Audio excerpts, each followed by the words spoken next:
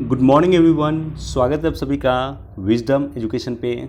आज 9 जून 2022 है। दैनिक जागरण के राष्ट्रीय संस्करण का कंप्लीट न्यूज़ एनालिसिस करेंगे और वैसे भी आज का न्यूज़ काफ़ी इम्पॉर्टेंट होने वाला है।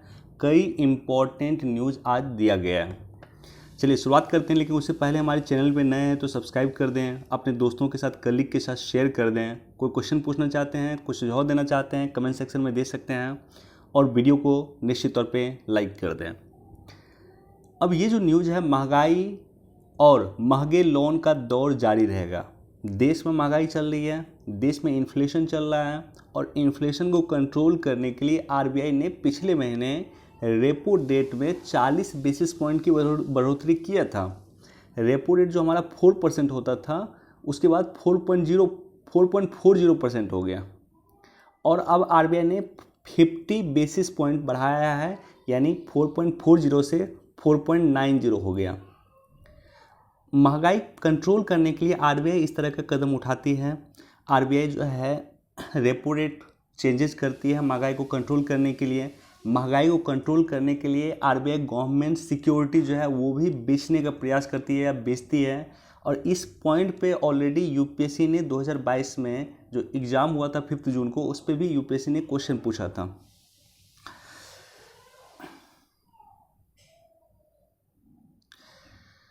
अब देखिए महंगाई का कारण क्या है, तो आरबीआई के द्वारा बताया गया है कि रूस और यूक्रेन वार जो चल रहा है बेसिकली महंगाई का वही कारण है। रूस यूक्रेन वार के कारण महंगाई विश्व स्तर पर बढ़ी है और भारत भी इससे अछूता नहीं रहा है। अप्रैल 2022 की बात करें तो सीपीआई 7.79% रहा है और डब्ल्यूपीआई की बात करें, होलसेल प्राइस इंडेक्स की बात करें तो वो 15.40% रहा है। अप्रैल 2022 में जो डब्ल्यूपीआई रहा था, दिसंबर 1998 के बाद ये सबसे अधिक डब्ल्यूपीआई था और सीपीआई मई 2014 के बाद सबसे अधिक सीपीआई था। तो महंगाई देश में बढ़ रही है और इसका मेन रीजन जो आरबीआई के द्वारा दिया गया है वो रूस और यूक्रेन की लड़ाई है। अब महंगाई कितना होना चाहिए, इसके लिए जब हमारे देश के गवर्नर थे, आरबीआई के गवर्नर थे रघुराम राजन जी, उन्होंने एक समिति बनाया था उर्जित पटेल समिति। और उर्जित पटेल समिति ने कहा था कि महंगाई 4% अगर होगा, यानी सीपीआई जो है, ये जो सीपीआई 7.79%, ये यदि 4% होता है तो उसे आइडल कंडीशन कहा जाएगा और ये ±2 हो सकता है, यानी मैक्सिमम ये 6% हो सकता है और मिनिमम ये 2% हो सकता है। तो 2% से 6% के बीच में महंगाई हमें मेंटेन करना है और 4% के आसपास हमें महंगाई रखना है। ये टारगेट होता है बेसिकली। हमें अपने इकोनॉमी को ग्रोथ करना है तो हमें इन्फ्लेशन भी चाहिए, लेकिन इन्फ्लेशन 4% के अप्रॉक्स चाहिए। 6% जैसे ही इन्फ्लेशन क्रॉस होगा, महंगाई क्रॉस होगी, वो कहीं ना कहीं हमारे देश की अर्थव्यवस्था के लिए सही नहीं होगा। तो आरबीआई ने क्या क्या स्टेप उठाया महंगाई को कंट्रोल करने के लिए, सरकार और आरबीआई ने क्या स्टेप उठाया, कुछ स्टेप का जिक्र हम लोग यहाँ पे करेंगे। आरबीआई ने मई 2022 में रेपो रेट में 0.40% की वृद्धि की है। जून में अधिक वृद्धि की है, 4.40% जो है ये किया है और जून में अधिक वृद्धि किया जा सकता था, ये हम लोग चर्चा किए थे पहले। लेकिन मई में देखिए, मई में 0.4% की वृद्धि किया और जून में जो है 0.50% की वृद्धि किया। तो मई से पहले आरबीआई का जो रेपो रेट था वो था 4% और अब ये हो गया 4.9%। तो पहले 0.4% की वृद्धि हुई है, अब 0.5% की वृद्धि हो गई है, टोटल ये 4.90% हो गया। तो ये तो स्टेप आरबीआई ने उठाया। गवर्नमेंट ऑफ इंडिया ने भी कुछ स्टेप उठाया है। गेहूं और चीनी के निर्यात पे सरकार ने रोक लगा दिया है। खाद्य तेल के आयात शुल्क घटाया। कृषि अवसंरचना विकास उपकर जो 5.7% होता था उसको घटा करके 5.5% कर दिया गया और ये जो उपकर लगाया जाता था ये बेसिक खाद्य तेलों पे लगाया जाता था, तो इसको सरकार कम की है और इसको सरकार समाप्त कर रही है। तो इससे क्या होगा कि खाद्य तेल जो होता है, जो हम लोग तेल परचेज करते हैं, खाने वाली तेल, वो सस्ती होगी। पेट्रोल पे 8 रुपये और डीजल पे 6 रुपये एक्साइज ड्यूटी सरकार ने घटाया। इसके अलावा रूस से हम तेल परचेज कर रहे हैं और उज्ज्वला योजना के तहत जो गैस सिलेंडर होता है उसमें 200 रुपये प्रति सिलेंडर मूल्य घटाया है जिन लाभार्थियों को उज्ज्वला योजना के तहत गैस सिलेंडर प्राप्त हुआ है उन्हें। तो ये सब कुछ स्टेप आरबीआई के द्वारा किए गए हैं, कुछ सरकार के द्वारा किए गए हैं, और दोनों का उद्देश्य है कि महंगाई को किस तरह से हम सीमित करें। इसके अलावा यहाँ पे कुछ इम्पॉर्टेंट पॉइंट दिया हुआ है कि आरबीआई ने 2022-23 में विकास दर को 7.2% बताया। तो कई बार डायरेक्टली क्वेश्चन आपको यहीं से पूछ देगा कि विकास दर आरबीआई के अनुसार देश की कितनी है 2022-23 का, तो वो है 7.2%। बाकी इसको पढ़ लीजिएगा आप लोग। अगेन ये काफ़ी इम्पॉर्टेंट न्यूज़ है। खरीफ फसलों के एमएसपी में दलहन तिलहन पे जोर। तो खरीफ फसलों का एमएसपी जो है ये बेसिकली डिसाइड किया गया है आर्थिक मामलों के मंत्रिमंडलीय समिति के द्वारा। अब देखिए एमएसपी क्या होता है और क्यों दलहन और तिलहन पे सरकार ने जोर दिया, क्यों दलहन और तिलहन की सरकार ने एमएसपी अधिक बढ़ाई। तो ये दो क्वेश्चन उत्पन्न होता है, एक तो एमएसपी क्या होता है और सरकार दलहन और तिलहन पे ही अधिक फोकस क्यों कर रही है, राइट। तो ये दो क्वेश्चन का जवाब हम लोग यहाँ पे ढूंढने का प्रयास करेंगे इस आर्टिकल में। एमएसपी मतलब होता है न्यूनतम समर्थन प्राइस, न्यूनतम समर्थन मूल्य, मिनिमम सपोर्ट प्राइस होता है वह दर जिस पे सरकार किसानों से फसल खरीदती है। सरकार का कहना है कि किसानों को फसल बर्बाद ना हो, इसलिए किसान सरकार के पास आए और उसे डायरेक्टली सरकार बेच दे। तो इसलिए वह दर जिसे सरकार किसानों से फसल खरीदती है और किसानों की उत्पादन लागत से कम 1.5 गुना होती है, उसे एमएसपी कहा गया। 1964 में पहली बार एमएसपी को दिया गया था। कृषि लागत और मूल्य आयोग द्वारा सरकार को निर्दिष्ट 23 फसलों में न्यूनतम समर्थन मूल्य तथा गन्ने के लिए उचित लाभकारी मूल्य की सिफारिश करता है। तो ये बेसिकली सिफारिश करता है CACP मतलब होता है कृषि लागत और मूल्य आयोग। तो ये सिफारिश करता है 23 फसल के लिए, और गन्ने के लिए जो है उचित और लाभकारी मूल्य की सिफारिश करता है, और इसकी स्वीकृति बेसिकली आर्थिक मामलों के मंत्रिमंडलीय समिति के द्वारा लिया जाता है, जिसको लीड करते हैं पीएम मोदी। अब देखिए गन्ना तो रबी फसल है। गन्ना के लिए 2015 रुपये प्रति क्विंटल एमएसपी डिसाइड किया गया था। सरसों के लिए किया गया था 5,050 रुपये। चना के लिए 5,230 रुपये, धान के लिए 2,040 रुपये, और तिलहन के लिए तिलहन और दलहन पे सरकार एमएसपी विशेष तौर पे बढ़ाया। अब देखिए कई बार क्वेश्चन जब बीपीएससी वगैरह का क्वेश्चन देखिएगा तो इससे डायरेक्टली क्वेश्चन पूछ देता है कि वर्ष 2022-23 के लिए धान का एमएसपी कितना है। तो इसलिए इसको लिख लीजिएगा। बीपीएससी में स्टेट पीसीएस में क्वेश्चन पूछा जाता है फैक्चुअल बेसिस पे, यूपीएससी इस तरह से क्वेश्चन नहीं पूछती है। तो धान का 2,040 रुपये, गेहूं का 2,015 रुपये प्रति क्विंटल। अब लौटते हैं अपने दूसरे क्वेश्चन के आंसर की ओर। अरहर का देखिए 63 रुपये जो पहले एमएसपी था, अब 66 रुपये कर दिया गया। मूंग का 7275 रुपये था, अब 7555 कर दिया गया, लगभग 500 रुपये मूंग में बढ़ाया गया। उड़द की दाल जो 63 रुपये था, अब 66 रुपये कर दिया गया, इसमें भी लगभग 300 रुपये बढ़ाया गया। सोयाबीन जो 3950 रुपये था, 4300 कर दिया गया, 350 रुपये इसमें बढ़ाया गया। सूरजमुखी का तेल जो पहले 6015 रुपये था, अब 6400 रुपये कर दिया गया, लगभग 400 रुपये इसमें भी बढ़ाया गया है। और तिल का तेल देखिए 7307 रुपये था, ये 7830 रुपये कर दिया गया, लगभग 500 से अधिक इसमें बढ़ाया गया। तो ये आप गौर कीजिए कि दाल और जो तेल है इसका एमएसपी सरकार ने ज़्यादा बढ़ाया। तो उसका रीज़न ये है कि दाल और तेल दोनों में भारत आत्मनिर्भर नहीं है। भारत एक कृषि प्रधान देश है, बावजूद दाल में हम आत्मनिर्भर नहीं हैं। मोजाम्बिक वगैरह से, अफ्रीका के देशों से दाल हमारे यहाँ आता है। अब सोच के देखिए, भारत विश्व में सबसे अधिक दाल का उत्पादन करता है, लेकिन भारत में उपभोक्ता दाल का इतना है कि विश्व का सबसे बड़ा उपभोक्ता दाल का भारत ही है। और इसके अलावा विश्व में सबसे अधिक दाल का आयात भी भारत ही करता है।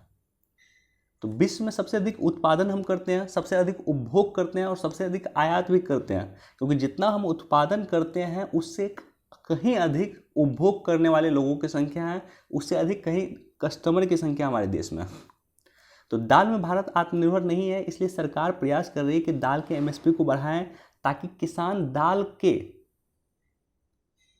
प्रोडक्शन में अधिक भूमिका निर्वहन कर सके, दाल का अधिक से अधिक किसान उत्पादन कर सके, दाल के उत्पादन में किसान प्रोत्साहित हो सके।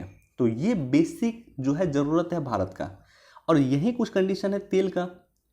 हम तो सबसे अधिक किसी भी कृषि उत्पाद में जो हम फॉरेक्स रिजर्व खर्च करते हैं उसमें सबसे अधिक तेल में हम खर्च करते हैं। ये क्वेश्चन यूपीएससी में पूछा हुआ है कि किसी एक उत्पाद में, किसी एक एग्रीकल्चर कमोडिटी की आयात में जो भारत फॉरेक्स रिजर्व खर्च करता है वो सबसे अधिक खर्च करता है आपको तेल में।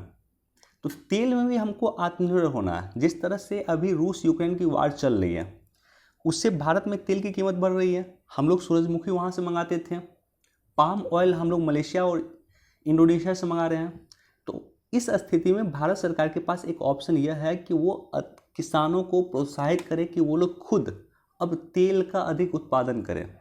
और तेल के अधिक उत्पादन करने के लिए किसानों को प्रोत्साहन देने की आवश्यकता है। इसलिए सरकार ने एमएसपी बढ़ाई है ताकि किसान अधिक से अधिक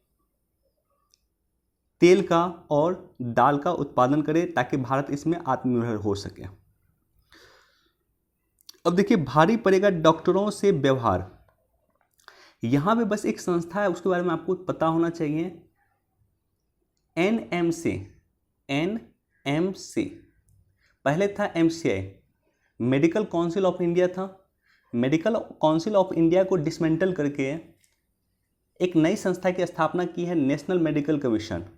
और जो एपेक्स संस्था, मेडिकल के सेक्टर में एपेक्स संस्था है, सबसे बड़ी संस्था है नेशनल मेडिकल कमीशन, जो किसी भी तरह का निर्णय लेने का काम करती है। तो इसके बारे में बेसिक इन्फॉर्मेशन ज्ञात होनी चाहिए, यद्यपि हमने पहले भी चर्चा किया।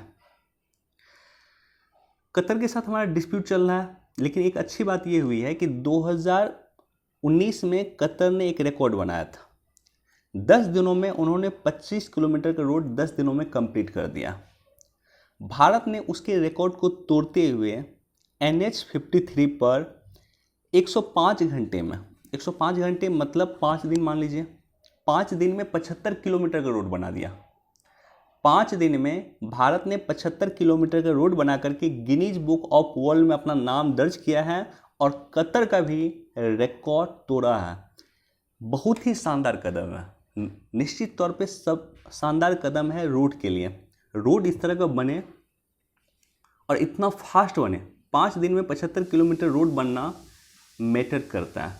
और भारत के लिए एक सबसे बड़ा दिन है, गिनीज बुक ऑफ वर्ल्ड में भारत का नाम शुमार हुआ।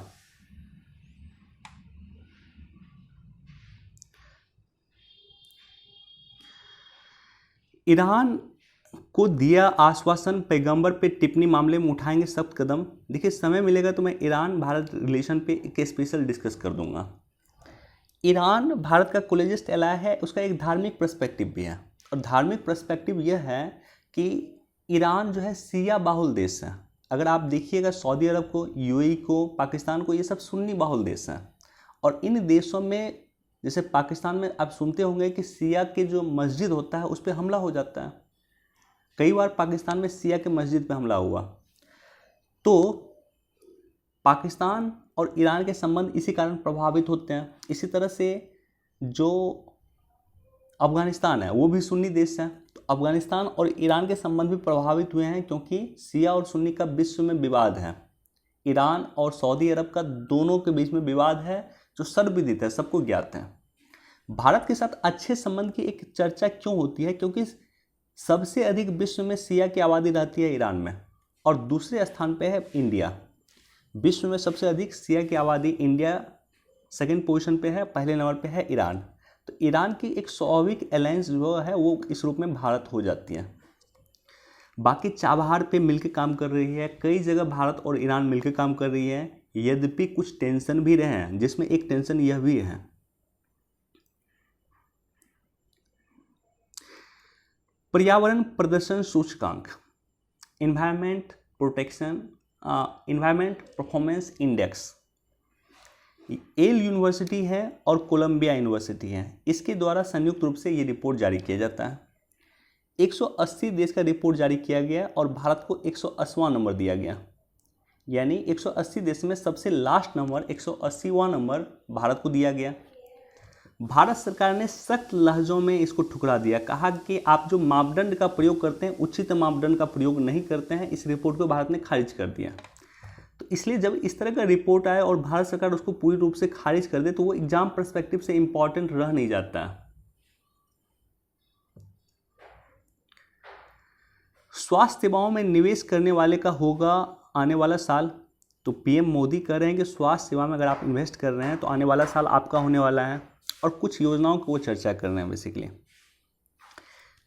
एक तो यह है कि 3.36 करोड़ लोगों को आयुष्मान भारत योजना का लाभ मिला है। इसके अलावा 6 नए एम्स का क्रियान्वयन किया जा रहा है, और कोविड-19 से मुकाबले के लिए दुनिया का सबसे बड़ा और पहला डिजिटल टीकाकरण अभियान चलाया गया, और कई सारा काम हो रहा है। इसको एक बार पढ़ लीजिएगा। तकनीकी रूप से दक्ष बनेगी पुलिस, अपराधियों पे कसेगी नकेल।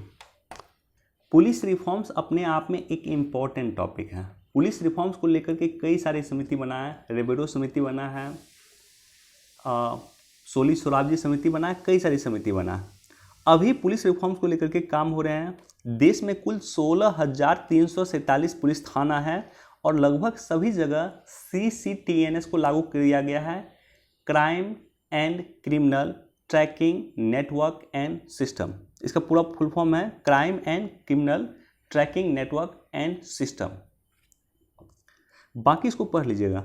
अच्छा, CCTNS क्या होता है? देखिए, CCTNS का मतलब होता है कि अगर कोई अपराधी पकड़ा गया थाने में तो उसके बाद उसका थंब लिया जाएगा, उसका आई स्कैन अगर लिया जाएगा।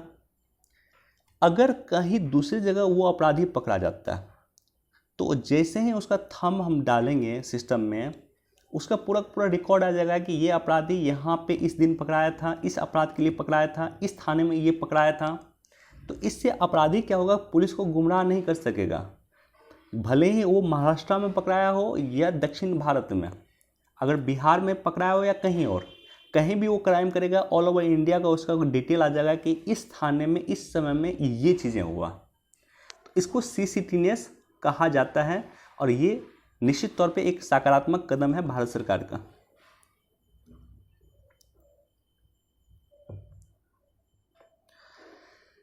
अगर इसको पढ़ लीजिएगा।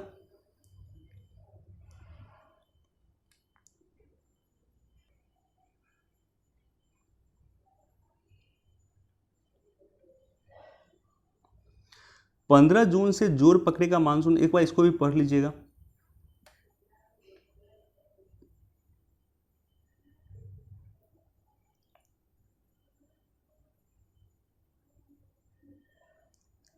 अब ट्रेन और मोटर वाहनों का शिकार नहीं होंगे हाथी। तो रेलवे क्रॉसिंग पे जो हाथी जिस तरह से ट्रेन का शिकार हो रही है उसको लेकर के सरकार प्रयासरत है, और उसी के प्रयास यहाँ पे आपको दिखेंगे। इसको भी एक बार आप लोग पढ़ लीजिएगा। देखिए, ये भी इम्पोर्टेंट है, इस टॉपिक पे भी हमने कई बार चर्चा किया है।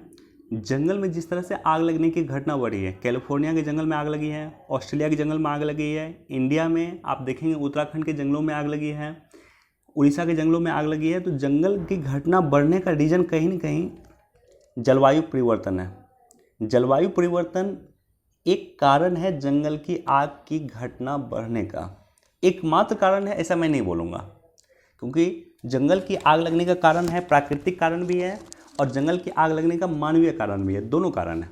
लेकिन ये जो आग लगती है, इस घटना को बढ़ाने का काम, जिस तरह से आग पहले लगती थी उससे ज़्यादा संख्या में आज आग लग रही है, और उस घटना को बढ़ाने का काम जलवायु परिवर्तन करता है, इसमें कोई दो राय नहीं है। बाकी इसको पढ़ लीजिएगा।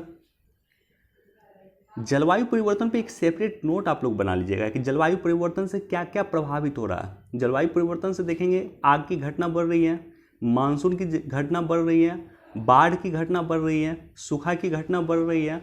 समुद्र में देखेंगे कि समुद्री जो है जलस्तर बढ़ रहा है, जैव विविधता हमारा नष्ट हो रहा है। तो कई सारा चीज़ें हो रहा है जलवायु परिवर्तन के कारण।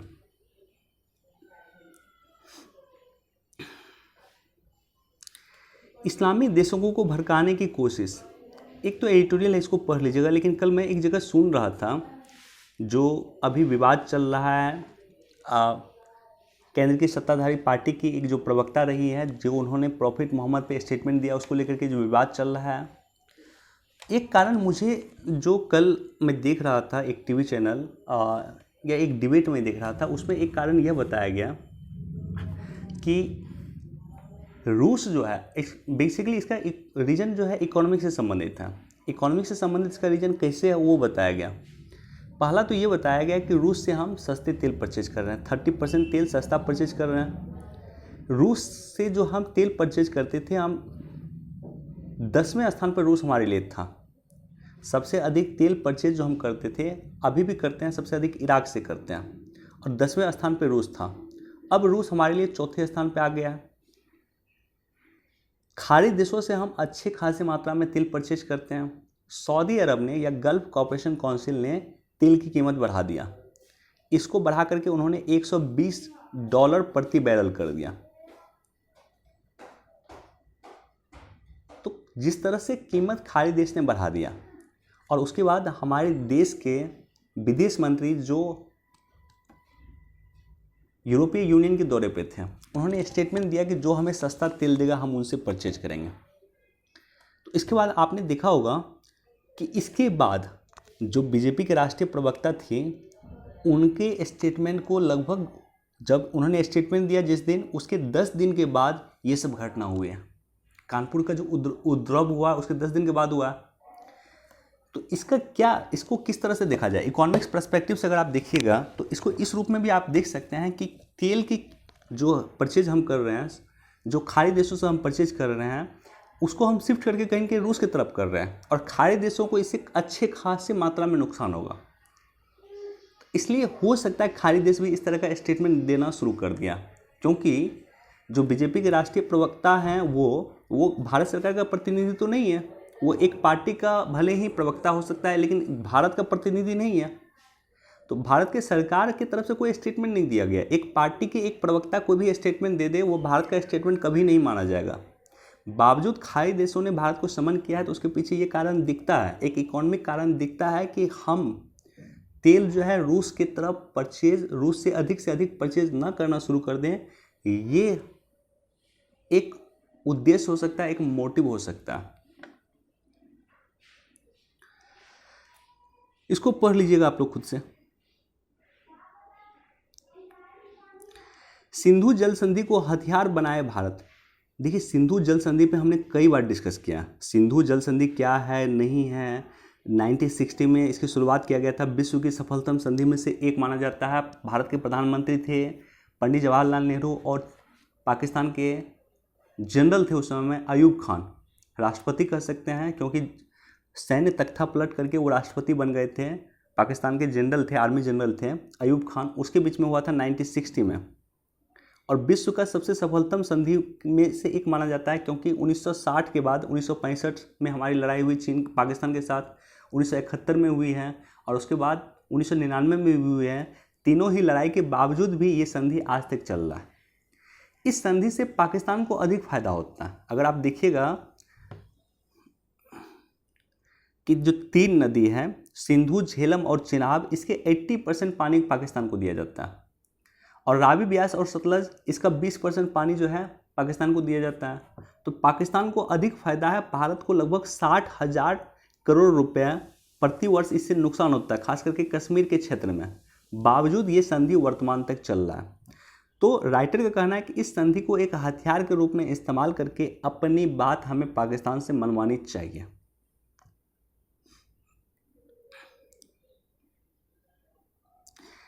यूपीआई से जोड़े जा सकेंगे सभी तरह के क्रेडिट कार्ड। इसको एक बार देख लीजिएगा, पढ़ लीजिएगा। 12 लाख टन गेहूं निर्यात की मंजूरी सरकार ने दिया है, और ओएनडीसी से जुड़ने वाला पहला राज्य होगा उत्तर प्रदेश। ओएनडीसी क्या है? ओएनडीसी है open network for digital commerce. तो इससे जुड़ने वाला यूपी भारत का पहला राज्य होगा। 27 जून से आई थिंक यूपी इसमें जुड़ जाएगा। कल का दिन ऐतिहासिक दिन था भारत म्यांमार संबंधों को लेकर के। भारत और म्यांमार ने एक पैक्ट साइन किया है, भारत म्यांमार रक्षा साझेदारी 2030, और ये बेसिकली 30 तक दोनों देश रक्षा के सेक्टर में मिलकर काम करेंगे। इसके बाद लॉजिस्टिक्स कनेक्टिविटी भी यूज होगा। लॉजिस्टिक्स, सैन्य लॉजिस्टिक्स जो है उसका भी हम लोग एक दूसरे का सैन्य बेस यूज कर सकेंगे उसके लॉजिस्टिक्स के लिए।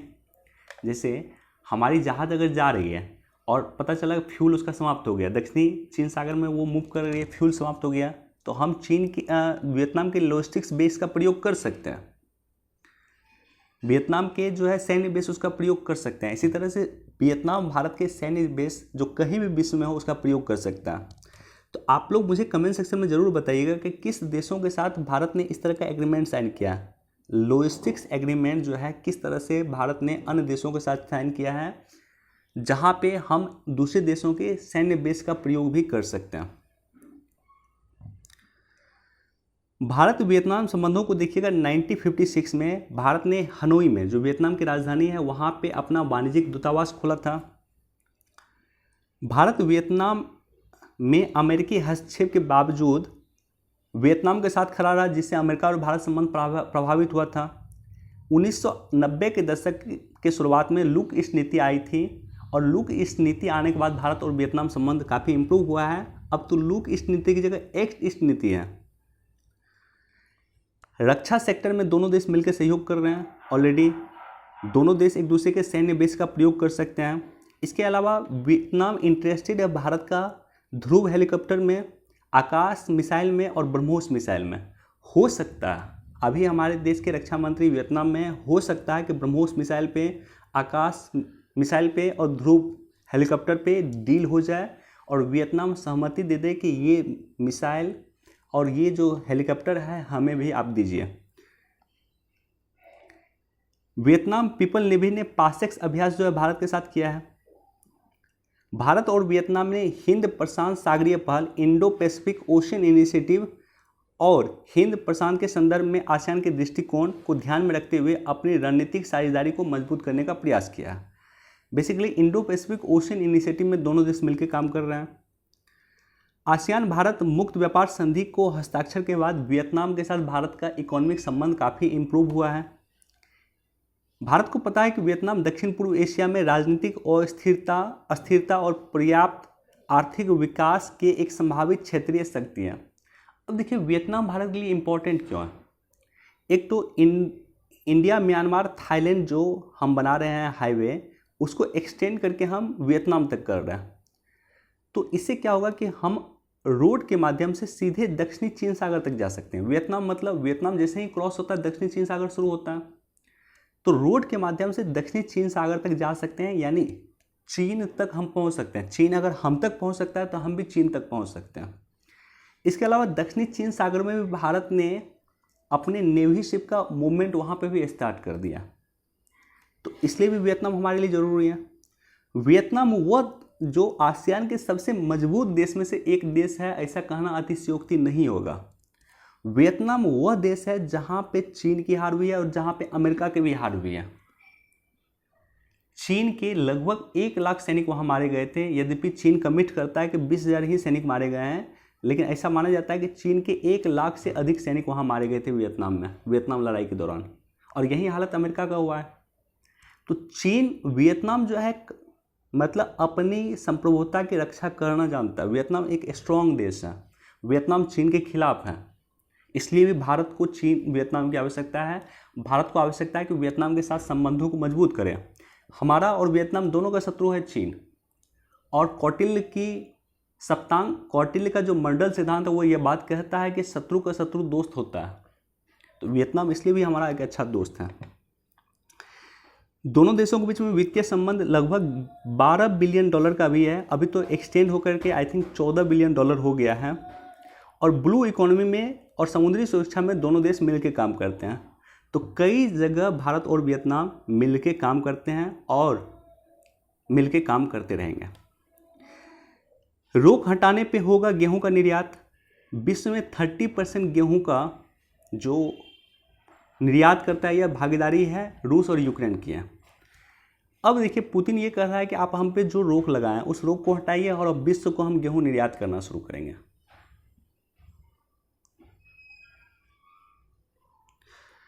चलिए दोस्तों, इतना ही इंपॉर्टेंट न्यूज़ था। वीडियो देखने के लिए आप सभी का धन्यवाद। Thank you so much. Please do like, share and subscribe. Thank you.